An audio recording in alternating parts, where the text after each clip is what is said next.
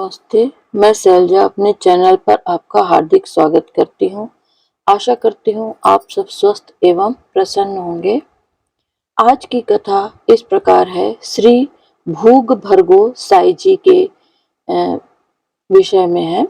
श्री भूग भर्गो साई जी श्री चैतन्य महाप्रभु जी के कृपा पात्र शिष्य श्री गदाधर पंडित जी के शिष्य थे। आप श्री लोकनाथ गोस्वामी के साथ वृंदावन आए थे और फिर वृंदावन में ही रह गए। वृंदावन से बाहर कहीं नहीं गए। ये संसार से परम विरक्त और भगवान की रूप माधुरी में अत्यंत अनुरक्त थे। रसिक भक्त जनों के साथ मिलकर आप उसी रूप माधुरी का आस्वादन करते रहते। भगवान का मानसी चिंतन, मानसी अर्चन वंदन ही आपके जीवन का आधार था। भगवान की मानसी मूर्ति को निरंतर निहारा करते थे। आपकी मन की वृत्ति सदा उसी युगल स्वरूप के चिंतन में लगी रहती थी। श्री गोवर्धन जी महाराज की नित्य प्रति परिक्रमा करना आपकी दिनचर्या का अंग था। एक दिन आप प्रेम में बेसुध हुए परिक्रमा कर रहे थे कि एक शिला से आपका पैर टकरा गया। ठोकर जोर की लगी थी, अतः हा कृष्ण करके बैठ गए। पैर से रक्त की धारा बहने लगी थी। पीड़ा बहुत अधिक हो रही थी। चलना दूभर हो गया था।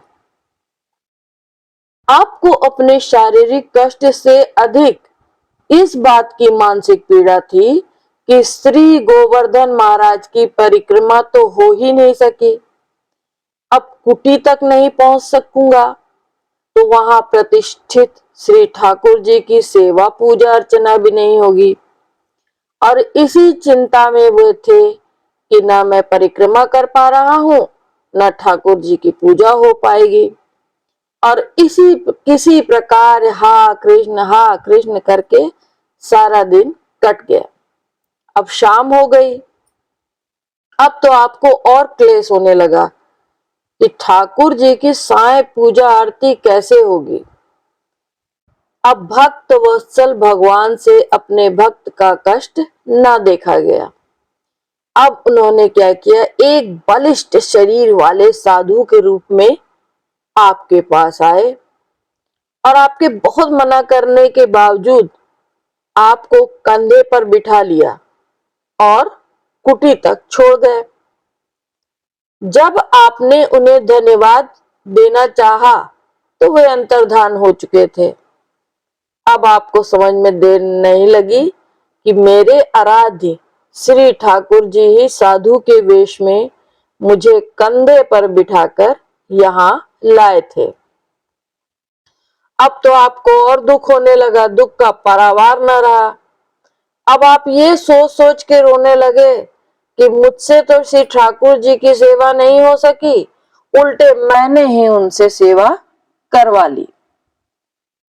उनकी इस व्याकुलता को देखकर श्री ठाकुर जी ने उनसे स्वप्न में कहा, गोसाई जी, भक्तों का दुख मुझसे नहीं देखा जाता और जब तक मैं उनका दुख दूर कर उन्हें सुखी नहीं बना देता तब तक मेरे मन में विश्राम नहीं मिलता, मेरे मन को विश्राम नहीं मिलता। अतः आप व्यर्थ संकुचित ना हो, संकोच छोड़ें। भगवान की इस प्रकार की अमृतमयी वाणी सुनकर और उनकी भक्त वत्सलता देखकर आप गदगद हो उठे। ऐसे भक्त वत कृपा पात्र थे श्री भूग भर्गो साई जी। नमस्कार, स्वस्थ रहिए, खुश रहिए।